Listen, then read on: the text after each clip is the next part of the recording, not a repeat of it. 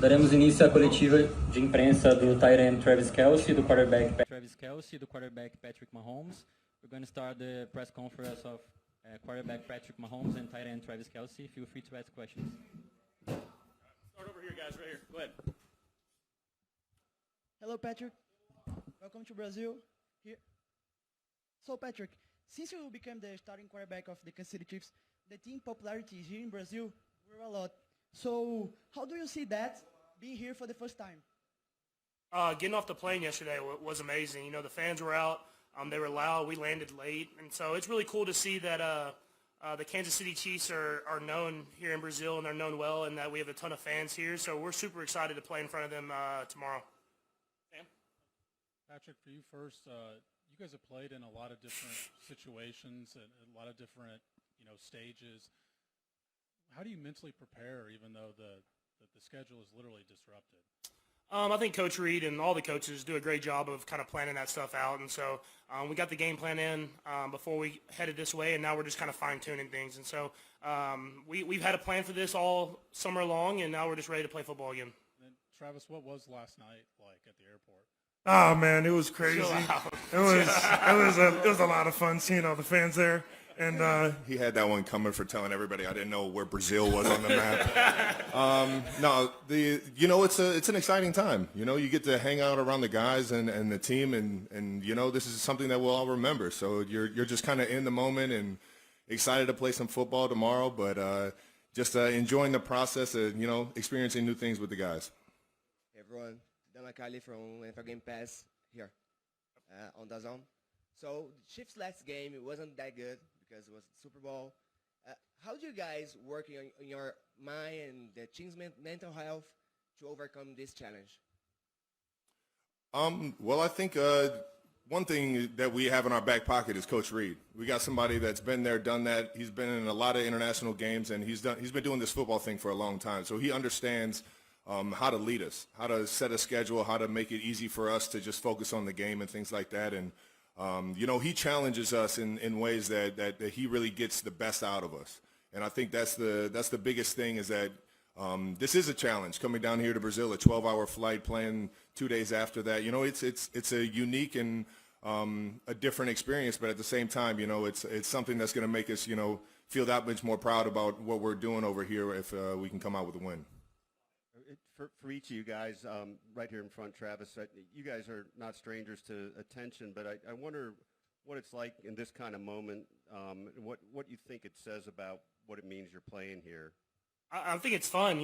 Obviously we want to take American football worldwide, and you can see the fan base in Brazil, and so we're getting to bring the game that we love to them. And so I'm super excited to get out there and play in front of the fans. They look pumped. It's going to be a great environment. That's what we want to do when we play this profession is play in front of fans that want to see football, and that's what we're getting the opportunity to do. We're on this side. Just for you, Trav, this kind of attention directly, what is that like? Nothing about attention. It's exciting, man. It's exciting, like Pat said. We're trying to take this game worldwide, and we're so fortunate that Brazil's had the interest of, wanting to see more of the NFL. And how proud is it to be one of those teams that are picked to showcase that? And been watching soccer games all week. Been watching, last year's game that the Eagles won, and it's just exciting times to be down here and play in front of the Brazilian crowd. Here on this side. Here. Patrick, Travis, welcome to Brazil. The last season, you had a struggle in the offensive line, especially in the edges. Now you got Josh Simmons, and how do you feel playing with him? Are you more secure playing with him? I'm super excited for these guys to have the opportunity to go out there and accept the challenge. Josh has had a great camp, and he's had a great offseason. He had a great college career, and now he gets the next challenge of playing in the NFL, and I think he's ready for it. And so I think throughout the whole offensive line, they've taken it personal and want to showcase who they truly are. We got a lot of great players up there, and I think they're ready for the challenge. Here, Patrick, on your left. Virgilio from Olympic Channel. You are in the top of the sport for a while. And you mentioned before that you want to have the opportunity to play in the Olympic Games. You have been in the top of the sport. What's the importance and your thoughts to be an Olympian and the importance of the Olympic Games for your career? I don't know because the football, American football hasn't been in the Olympics, but I know it will be really cool to be able to showcase American football worldwide in the Olympics and doing flag football. And so we'll have a lot of guys that will be competing for those spots. But I think it's an honor at any point to be named an Olympian. And so hopefully I'm still young enough. I'll be a little older then, but hopefully I'm still young enough to move around and play some football. You will be, don't worry. I'll have to be the water boy or something. I'm going to get a gold medal, though. It'll be nice. I think you can handle that. Trainer Trav, nice to meet you guys. Yeah, for sure.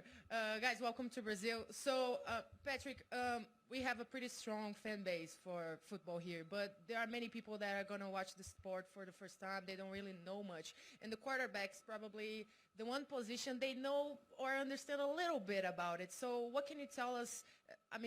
What can you tell to those people that don't know the sport about your specific position? And I know you have a personal relationship to soccer. So for us, it's like the franchise player, the guy that wears the 10 jersey, you know. So how can we relate those things? Yeah, for sure. I mean, obviously, it is in soccer or football. It's the number 10 position, the one that distributes the ball, the one that can score when he's called upon, but has to have control of the entire game. Offense, controlling we call it the line of scrimmage, where the ball started at, and then being able to put us into the best position to go out there and succeed. And so obviously there's rules as far as how many points are scored and stuff like that. But at the end of the day, it's just who can get in the end zone the most is who's going to win the football game. Go ahead. You're up. Hi, guys. I see you. Hi, guys, over here. Welcome to Brazil, Murilo Alves, Estadão.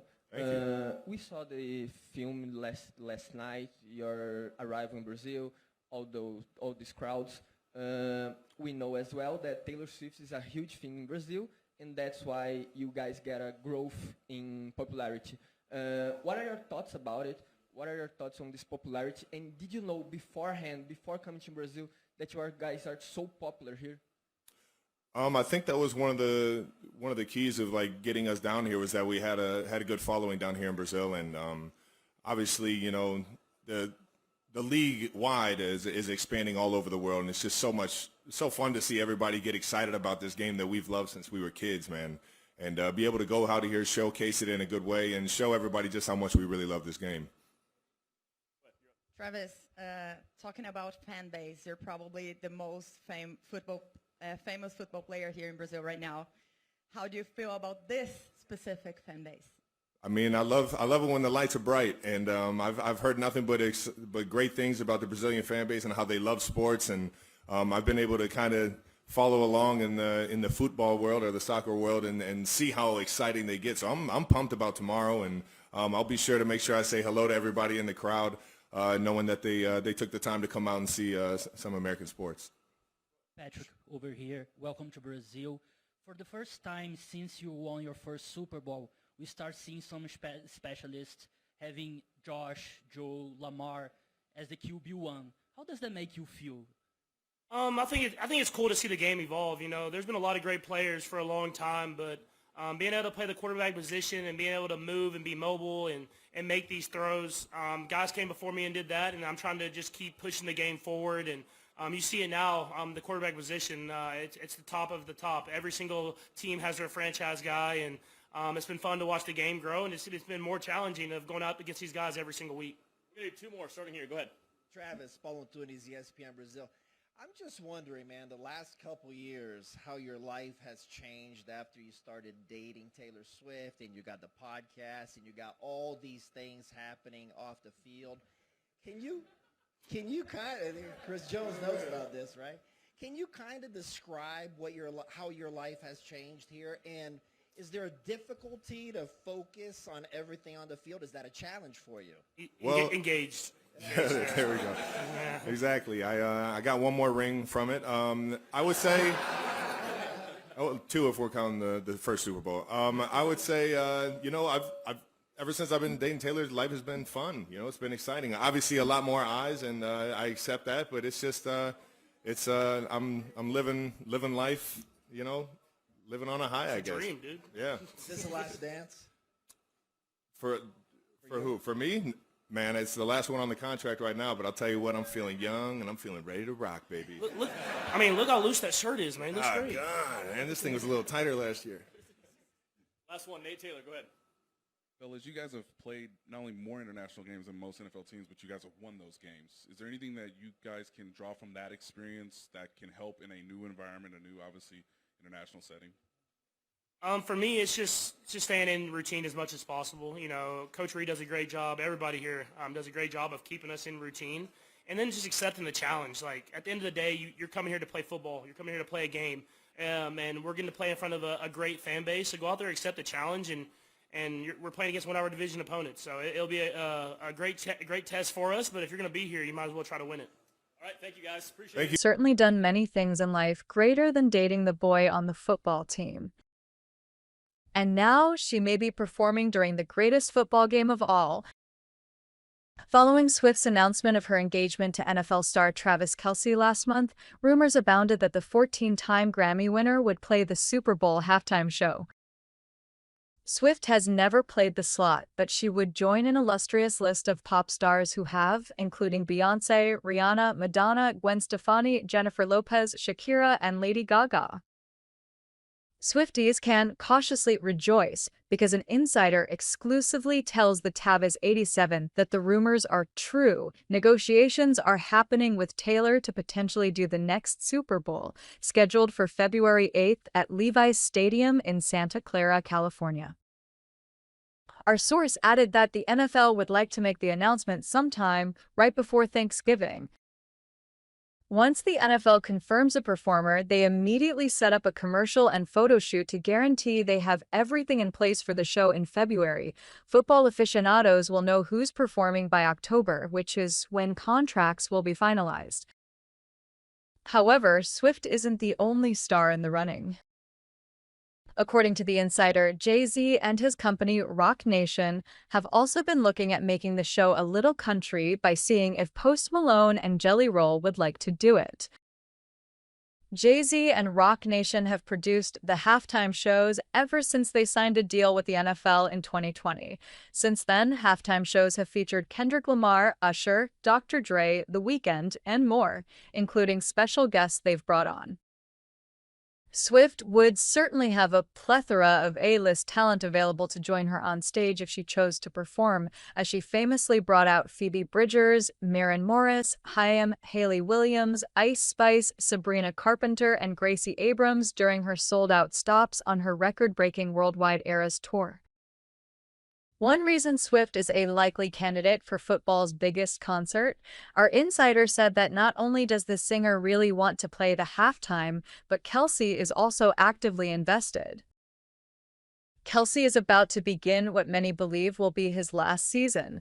If his Kansas City Chiefs were to make it to an historic third Super Bowl in a row, Swift playing the halftime would be the ultimate shared memory for the couple, our insider added.